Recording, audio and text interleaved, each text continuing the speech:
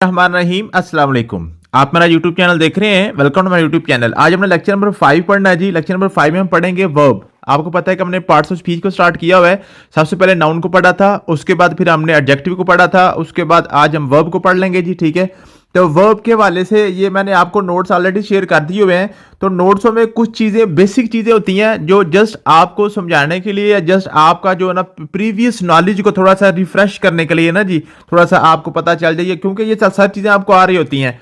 कुछ ये चीज़ें होती हैं और कुछ बेसिक चीज़ें जो मैंने आपको मेंशन करनी होती हैं, जो आपके पीपीएससी और एफपीएससी के हवाले से होती हैं, जहां से आपको पेपर में क्वेश्चन आना होता है। वो मैं पहले आपको दिखा दूं कि आपका जो पेपर है ना जी, पेपर आपका जो बेसिकली आना है वो यहां से आना है। आपका ये टाइप्स ऑफ एक्सिलरी वर्ब्स के आगे स्टार्ट होता है। इसमें आपका तो प्राइमरी एक्सिलरी और मॉडल एक्सिलरी यहां से आपका स्टार्ट होता है। ठीक है जी, उसके बाद आपका जो पेपर है इसमें से क्वेश्चन आपका मॉडल वर्ब में से आता है। और उसके बाद सबसे इंपॉर्टेंट चीज यहां पे आपका subject verb agreement. Subject verb agreement यहां पे क्वेश्चन आपका बनता है, पीपीएससी एफपीएससी में लाजमी बनता है। इसको आपने अच्छे तरीके से याद करना होता है। ठीक है जी, उसके बाद नीचे आपके पास कुछ टेंसेज लिखे होते हैं, past tense, present tense, future tense वगैरह। यहां से भी क्वेश्चन आपका बन जाता है, लेकिन ये बिल्कुल बेसिक लेवल का क्वेश्चन होता है। ये भी आपका आसान है, आपको ऑलरेडी आता होगा। उसके बाद ये नीचे मैंने यहाँ पे आपके पास जो बेसिक इंग्लिश ग्रामर टेंस के वाले से, ये बिल्कुल बच्चों वाला काम था। ठीक है, ये जस्ट मैंने आपके इंटरेस्ट के लिए ही यहाँ पे नीचे मैंने ऐड किया था। ठीक है, तो ये बिल्कुल जो ना आपका बेसिक लेवल का था। तो बेसिकली आज हमने जो पढ़ना है, मैं थोड़ा सा आपको बता दूं कि हमने पढ़ना क्या कुछ था, वो मैंने आपको बता दिया। अब हम स्टार्ट करते हैं जी। अब वर्ब की जो डेफिनेशन है, यहां से क्वेश्चन आ जाता है बाज़ औक़ात। Verb is a word that states something about a person or thing. किसी बंदे या किसी चीज के बारे में जो वर्ड हमें बताता है उसको हम वर्ब कहते हैं जी। ठीक है जी, it tells something about a person or thing in state of, के मीन्स के उसकी जो हालत होती है ना, किसी भी चीज की जो हालत होती है उसको कहता है जी डूइंग है, वो क्या कर रहा है। बीइंग मीन के वो है क्या, और उसके बाद बीइंग एक्टेड अपॉन मीन के उसके ऊपर क्या हो रहा है। दस verb is an action word. तो यहां से ये क्वेश्चन बनता है कि वर्ब इज डैश, तो वर्ब क्या हमारे पास एक एक्शन वर्ड है। तो यहां पे बात आपने यही एक याद कर ली। ठीक है, उसके बाद आपके पास ये एग्जांपल्स लिखी हुई है, टाइप्स लिखी हुई है। आपके पास हेल्पिंग वर्ब बता रहे हैं, आपके पास मेन वर्ब होती है। ठीक है जी, मेन वर्ब आपके पास एक्शन वर्ब भी उसको हम कहते हैं। हेल्पिंग वर्ब आपके पास होती है वो जो यहाँ पे आपको जमाने का बताती है, मीन के जो वो प्रेजेंट है, फ्यूचर है, या आपके पास पास्ट है। ठीक है जी, वो सारी आपको वो बताती है। ठीक है, उसके बाद ट्रांजिटिव और इंट्रांजिटिव वर्ब के वाले से ये सिंपल आपको सिर्फ समझाने के लिए बातें लिखी हुई हैं। ठीक है, पेपर में आपका जो क्वेश्चन बनेगा जनाब, वो यहां से आपका आएगा, यहां से आपका आएगा जनाब ये आपके पास जो ना एक्सिलरी वर्ब्स। एक्सिलरी मींस कि आपके पास जो हेल्पिंग वर्ब्स को हम एक्सिलरी वर्ब्स भी कहते हैं। उसमें आपका तो कुछ प्राइमरी एक्सिलरीज होती हैं, कुछ हमारे पास मॉडल एक्सिलरीज होती हैं जी। तो प्राइमरी एक्सिलरीज हमारे पास होती है जी बी वाली फॉर्म है, उसमें be, is, am, are, was, were, being, being वगैरह होती है। ठीक है जी, और हैज है आपको पता है, और do do, does, did, done, doing वगैरह, ये आपके पास प्राइमरी एक्सिलरीज होती हैं। यहां से क्वेश्चन नहीं बनेगा, क्वेश्चन आपका बेसिकली यहां से बनेगा मॉडल एक्सिलरी से। ये बहुत इंपॉर्टेंट है, काफी ज्यादा क्वेश्चन पूछा जाता है। ऊपर जो आपके पास है ना जी, ये जो है आपके पास ये प्राइमरी एक्सिलरीज। प्राइमरी एक्सिलरीज में सबसे पहले आपसे क्वेश्चन ये पूछता है, ये डिड में खासतौर पर पूछता है। डिड के साथ हमेशा फर्स्ट फॉर्म लगती है। ठीक है, ये आपने याद कर लेना है, डिड के साथ हमेशा फर्स्ट फॉर्म लगती है। डिड के साथ जब भी सेकंड या थर्ड फॉर्म लगा के आपको पजल करने की कोशिश करता है, यहां से सिर्फ ये क्वेश्चन पूछता है। और डू और डज में आपके पास जो होता है ना, ये फर्स्ट फॉर्म के साथ एस का इजाफा जो होता है, वो यहां से ये आपसे कॉन्सेप्ट पूछने की कोशिश करता है। वो नीचे इंशाल्लाह कॉन्सेप्ट आ जाएगा, वो आपको मैं समझा देता हूं। अब बात करने हमने करनी है मॉडल एक्सिलरीज। तो मॉडल एक्सिलरीज को मॉडल वर्ब भी कहते हैं। एक तो आपने इनकी लिस्ट याद कर लेनी है, can, could, may, might, shall, should, will, would, must, ought, need और डेयर। ठीक है, ये आपके पास मॉडल एक्सिलरीज की जो ना ये लिस्ट होती है, ये आपने लिस्ट याद कर लेनी है। और जितनी भी आपके पास मॉडल एक्सिलरीज होती है ना, इनके बाद जो मेन वर्ब होती है वो फर्स्ट फॉर्म आती है, मेन वर्ब की फर्स्ट फॉर्म आती है। ये आपने एक बात याद कर ली। जितनी भी आपके पास मॉडल वर्ब्स हैं, मॉडल वर्ब्स के आगे आपके पास क्या आता है जी, फर्स्ट फॉर्म लगनी है। हमेशा आपने क्या लगानी है, फर्स्ट फॉर्म लगानी है। यही वो आपसे बार बार पूछने की कोशिश करेगा। फॉर एग्जांपल लिखा हो ना कैन, तो कैन हम कहते हैं एबिलिटी के लिए, किसी भी चीज की एबिलिटी को जाहिर करने के लिए ना। ठीक है, उसकी जो ताकत है उसको जाहिर करने के लिए हम लगाते हैं। तो ही कैन प्ले, अब यहां पे लगा देना ही कैन प्लेड, तो यह गलत हो जाएगा। ही कैन प्ले, तो वो आपका गलत हो जाएगा। ठीक है, जस्ट आपने क्या करना है, कैन के साथ हमेशा आपने फर्स्ट फॉर्म लगानी है। कैन के साथ आपने हमेशा फर्स्ट फॉर्म लगानी होती है। ठीक है जी, उसके बाद कुड है। कुड आपके पास क्या है जी, कुड आपके पास जनाब क्या है जी, कुड है जी पॉसिबिलिटी और पॉसिबिलिटी। वो ये भी वही आपके पास है, पास की एबिलिटी या पॉसिबिलिटी जिसको हम कहते हैं जी, वो उसको हम कहते हैं जी कुड। और कुड के बाद भी हमेशा आपने फर्स्ट फॉर्म लगानी है। इसी तरह आपने ये सारी की सारी जो एक्सिलरीज है ना, मॉडल एक्सिलरीज, इनको आपने याद कर लेना है। मे के साथ फर्स्ट फॉर्म लगेगी, माइट के साथ भी, शेल के साथ भी, इशूड के साथ भी, विल के साथ भी, वुड के साथ, मस्ट के साथ भी, आर टू के साथ भी, ठीक है जी, नीड के साथ, और आपके पास ये है जी आपके पास डेयर के साथ। ये सारी की सारी यहां से आपने यही एक बात याद की कि इनके साथ अब आपने हमेशा फर्स्ट फॉर्म लगानी है, ठीक है जी। उसके बाद ये मैंने इनको डिटेल के साथ लिखा हुआ है, इनको आप एग्जांपल्स के साथ पढ़ेंगे तो आपको समझ आ जाएगी। मॉडल में ये परमिशन के लिए यूज होता है, पॉसिबिलिटी के लिए यूज होता है, विश के लिए यूज होता है, पर्पज के लिए यूज होता है, ठीक है। आप परमिशन के लिए कौन कौन के एग्जांपल्स हैं? May I go out, may I come in, may you may go no. आप देखें ना यहाँ पे यू मे वेंट नो आ जाएगा तो गलत हो जाएगा, ठीक है जी। मे आई कम इन, मे आई केम इन आ जाएगा तो गलत हो जाएगा, ठीक है जी। May I go out, may I went out फिर भी गलत हो जाएगा, ठीक है। तो ये आपने बात क्लियर कर ली कि जितनी भी आपके पास मॉडल वर्ब्स होती हैं उनके बाद आपने हमेशा फर्स्ट फॉर्म लगानी होती है। इसी तरीके से आपके पास जो ना माइट है, माइट आप पॉसिबिलिटी के लिए यूज करते हैं, पोलाइट रिप्लाई के लिए यूज करते हैं, सजेशन के लिए यूज करते हैं, या रिप्रोच के लिए आप यूज करते हैं। इनके एग्जांपल जाकर लिखी हुई हैं जी। माइट पॉसिबिलिटी के लिए अगर आप यूज करते हैं, इट माइट रेन टुडे, ठीक है जी। उसके बाद you might अकंपनी us, you might get this book from the library. तो आपने क्या करना है, हमेशा इनमें से क्या करेंगे, आप फर्स्ट फॉर्म यूज करेंगे मॉडल वर्ब्स के बाद, ठीक है जी। ये आपका बात क्लियर होगी बात जी, ठीक है। उसके बाद बात करते हैं subject verb agreement. Most important आपका टॉपिक जो वर्ब के वाले से होता है वो यही होता है कि सब्जेक्ट वर्ब एग्रीमेंट। अब सब्जेक्ट वर्ब एग्रीमेंट में आपने एक बात सिर्फ याद करनी होती है कि आपके पास अगर आपका सब्जेक्ट जो है ना, सब्जेक्ट अगर आपके पास सिंगुलर है तो आपकी वर्ब भी सिंगुलर आएगी। अगर सब्जेक्ट आपका प्लूरल है तो वर्ब भी आपकी प्लूरल आएगी, ठीक है जी। एक सेंटेंस में अगर आपका जो सब्जेक्ट है वो प्लूरल है तो आपने अपनी वर्ब भी प्लूरल यूज करनी है। अब सिंगुलर प्लूरल में आपको कैसे आप पता चलेगा? अगर किसी सब्जेक्ट के साथ एस ई आई एस लग जाए तो अब वो आपके पास प्लूरल हो जाता है, और अगर वर्ब के साथ एस ई आई एस लग जाए तो वो आपके पास सिंगुलर हो जाती है। ये आपस में उलट होते हैं, ये आप बात क्लियर कर लें। फॉर एग्जाम्पल मैं आपको एग्जाम्पल देता हूं, लिखा होना जी आपके पास ये है जी प्ले लिखा हो ना, तो प्ले आपके पास ये कि ये प्लूरल वर्ब है। अब प्ले के साथ में एस लगा दूं ना, प्लेज हो जाएगा, तो ये आपके पास क्या आ जाएगा, ये आपके पास सिंगुलर वर्ब बन जाएगी। इसी तरीके से फॉर एग्जांपल मैं कहता हूं जी आपके पास है जी ये डॉग लिखा हुआ है, डॉग, तो ये डॉग का मतलब है एक डॉग। अगर डॉग के साथ में एस लगा दूं या डॉग्स बन जाता है, ये ज्यादा डॉग्स बन जाते हैं। मीन के सब्जेक्ट के साथ एस लगाएं तो सब्जेक्ट आपका प्लूरल बन जाता है, लेकिन अगर आप वर्ब के साथ एस लगाएं तो वो वर्ब आपकी सिंगुलर हो जाती है, ठीक है जी। आपस में उलट है, आपस में उलट है, ठीक है जी। अब इनके सारे हम पढ़ लेते हैं जी। रूल्स क्या है सब्जेक्ट वर्ब एग्रीमेंट का? सबसे पहले रूल आपके पास है जी, a verb must agree with his subject in number and person. क्या मतलब है?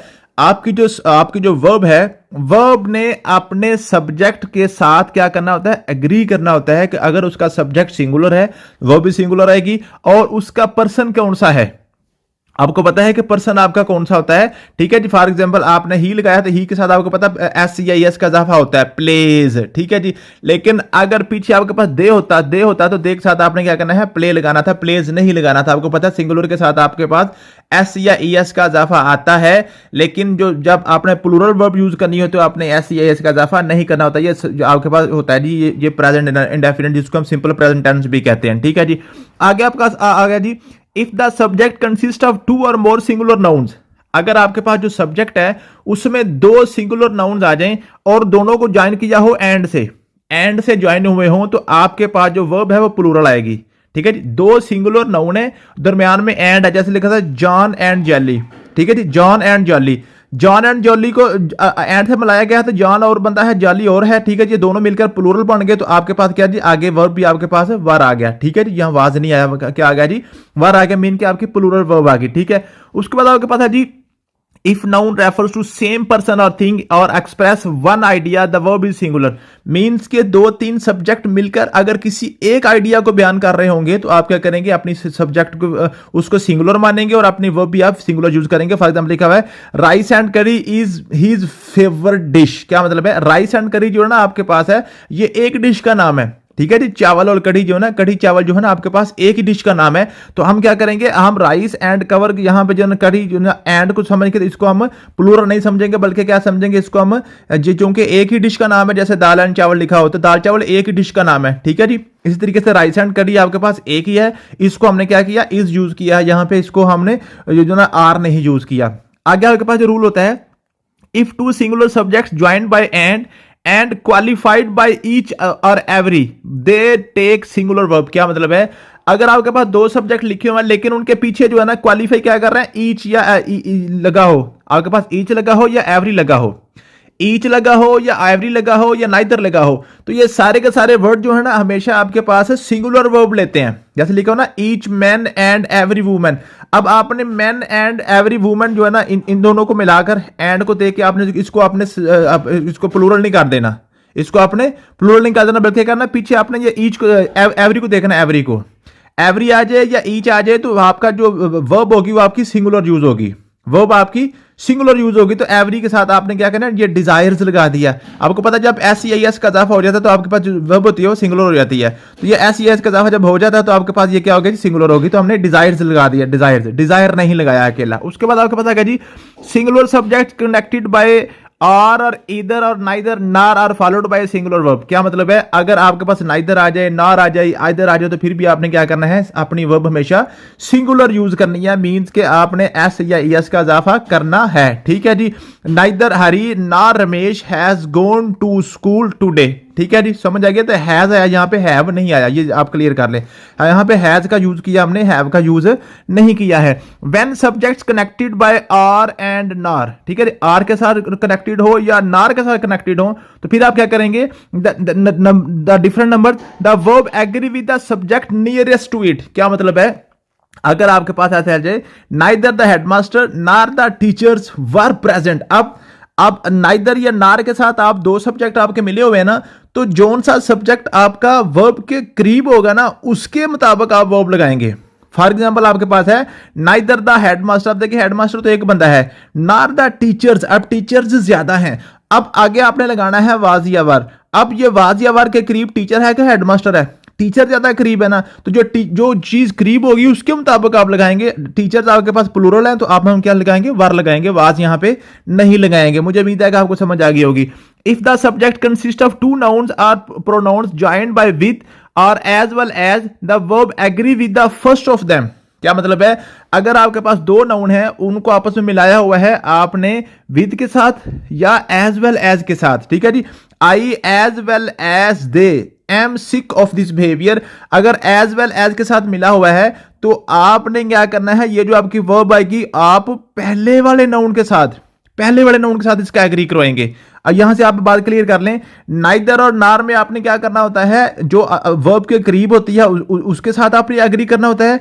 लेकिन एज वेल एज में आपने क्या करना होता है, जो आपकी वर्ब के दूर होता है, जो पहले वाला होता है ना उसके साथ आपने एग्री करना होता है। अब आई के साथ एम आ रहा है, क्योंकि दे के साथ तो आर आता है ना, तो हम यहां पे आर ने यूज कर रहे, क्या कर रहे हैं, आई वाला यूज कर रहे हैं, एम यूज कर रहे हैं। मुझे उम्मीद है कि आपको समझ आ रही होगी।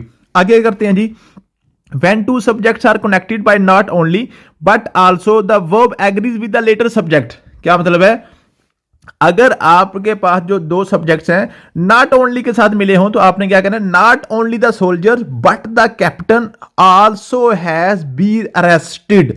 आप देखिए नॉट ओनली के साथ लगाया हुआ है तो सोल्जर्स आपके पास यहां पे ज्यादा हैं लेकिन कैप्टन आपके पास अकेला है, तो जो आपके पास जो करीब है ना उसको आप एग्री करेंगे। जो बाद वाला होगा तो आप क्या करेंगे, नॉट ओनली के साथ आप क्या करेंगे, बाद वाले के साथ।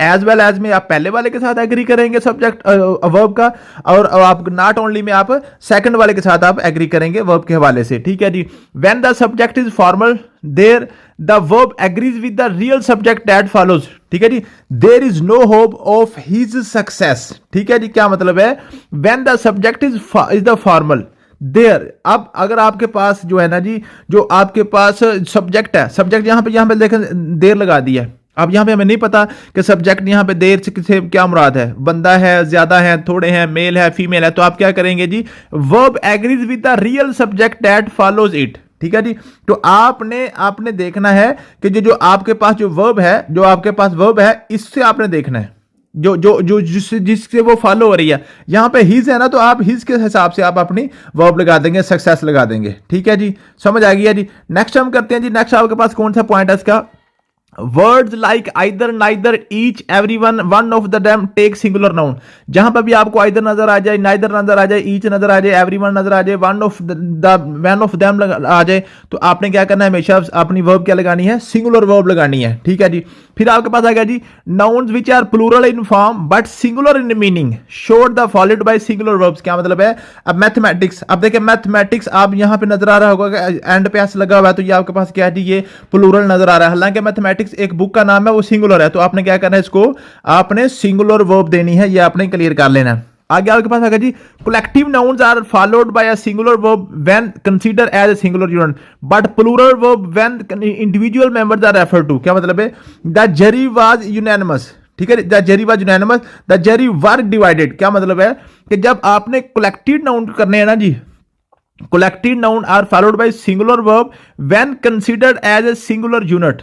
आपने जब कलेक्टिव नाउन में जब आपने पूरे यूनिट की बात करनी हो ना, एक उसका जो पूरा यूनिट होता है, जैसे आर्मी है, आर्मी आपके पास एक कलेक्टिव नाउन है, इसमें हजारों लोग, लाखों लोग होते हैं, तो जब आप एज ए होल एक डिपार्टमेंट इसको यूज कर रहे होंगे, तो फिर आप इसको सिंगुलर वर्ब देंगे, सिंगुलर वर्ब देंगे। लेकिन अगर आप क्या करेंगे जी, आर्मी के इंडिविजुअल्स की बात करेंगे, आर्मी के अंदर जितने लोग हैं उन सब की बात करने की कोशिश करेंगे, तो ठीक है, उनको अलग-अलग कुछ चीज तकसीम करने की कोशिश करेंगे, तो फिर आप उसको आपको प्लूरल वर्ब देंगे। जैसे द जरी वर डिवाइडेड। ठीक है जी, समझ आ गया जी। उसके बाद आपको करते हैं जी when the subject is relative pronoun the verb agrees with its antecedent. ठीक है जी, जब आपके पास जो वर्ब सब्जेक्ट है वो आपके पास क्या जी, रिलेटिव प्रोनाउन हो गया। जैसे the boy who stands first is my son. ठीक है जी, the boy who stands first. आप देखें द बॉय आपके पास ये आ गया, हु स्टैंड्स फर्स्ट, अब ये आपके पास ये दो आ गए, एक ये बॉय। ठीक है जी, ठीक है जी, समझ आ गया जी। और उसके बाद आपके पास आ गया जी, ये उसका एंटीसीडेंट आ गया। ठीक है, तो वो उसने क्या करना है, इज लगाना है। यहां पे आपने क्या करना है, आपने ये स्टैंड्स लगा हुआ है ना, स्टैंड्स आपको क्या नजर आ रहा है, आपको यहां पे आपके पास ये सिंगुलर नाउन आपको नजर आ रहा है, सिंगुलर नाउन, सिंगुलर नाउन। ठीक है जी, इसकी आपने उलट करना है, उलट करना है। ठीक है जी, उसके बाद जी when the subject is sum of money consider as a whole a singular verb is used. जब आपने कोई मनी या रकम वगैरह की बात करनी है, तो फिर आप क्या करेंगे, एज ए सिंगुलर वर्ब वहां पे आप उसको एग्री करवाएंगे, सिंगुलर वर्ब। जैसे ₹100। अब आपने 100 रुपीज देखे ना, रुपीज ज्यादा है, लेकिन 100 लगा रहे हैं एक। ठीक है जी, is not a small amount. अब यहां पे वर नॉट लगाएंगे तो गलत हो जाएगा। ठीक है जी, जब आपने किसी भी अमाउंट की बात करनी है जी, ठीक है जी, तो एज ए होल आप बात कर रहे हैं, तो फिर आप क्या करेंगे, उसको आप सिंगुलर वर्ब ही लगाएंगे। ठीक है जी, if it refers to the quantities consider separately the plural verb is use. अगर कोई क्वेन वगैरह आप यूज कर, सिक्के वगैरह यूज कर रहे हैं, तो फिर आप क्या करेंगे, उसमें प्लूरल वर्ब देंगे। ₹100 were found in his purse. ठीक है जी, समझ आ गई है। आपने क्या किया, जब उसके आपने सेपरेट हर चीज की वो बात करनी है, उसके कोइंस की बात कर रहे हैं, उनके नोटों की बात कर रहे हैं, तो फिर उसको क्या करेंगे, आप उसको प्लूरल वर्ब देंगे। ₹100 were found in his purse. ठीक है जी, उसके पर्स में से 100 रुपए मिले थे। ठीक है जी, ऊपर क्या लिखा था, ₹100 इज नॉट स्मॉल अमाउंट। अब यहां पे अमाउंट की बात कर रहे हैं, जब अमाउंट की बात करेंगे तो इसको हम क्या करेंगे जी, इसको हम सिंगुलर वर्ब देंगे।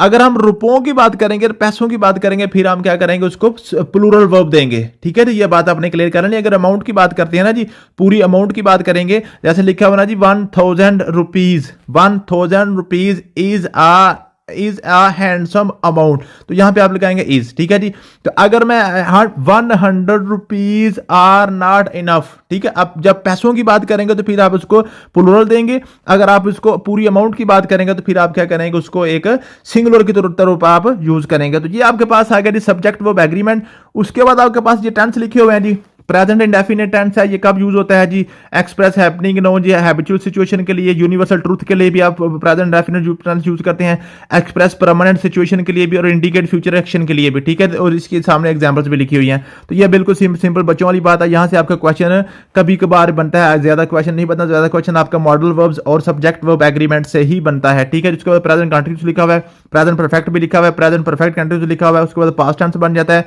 पास्ट के चरण लिखे हुए हैं, फ्यूचर बनता है, फ्यूचर के भी चारों लिखे हुए हैं, ठीक है जी। उसके बाद आपके पास एरर्स हैं फ्यूचर, और आपके पास है ना पास्ट फ्यूचर प्रेजेंट सभी के जो एरर जो आमतौर पे पेपर में आते हैं वो सारे लिखे हुए हैं। नीचे भी फिर मैं डिटेल के साथ इसको सारा जो ना एलैबोरेट किया हुआ है टेंसों के वाले से। अगर आपको टेंस आपके कमजोर हैं तो इसको पढ़ेंगे एक दफा इंशाल्लाह ताला आपके टेंस सारे क्लियर हो जाएंगे जी, ठीक है। बाकी आपका जो पीपीएससी एफपीएससी के वाले से जो जो पॉइंट्स आपके बन सकते हैं वो मैंने सारे आपको बता दिए हैं। वो यही आपके होते हैं जी, सब्जेक्ट वर्ब एग्रीमेंट, और आपके पास जो मॉडल वर्ब्स होती है उसके वाले से ही क्वेश्चन आपके बनते हैं। अगर किसी किस्म का क्वेश्चन हुआ तो आप व्हाट्सएप पे कर लीजिएगा, इंशाल्लाह वो आपको मैं क्लियर कर दूंगा। थैंक यू सो मच, मिलते हैं नेक्स्ट वीडियो में। अल्लाह हाफिज।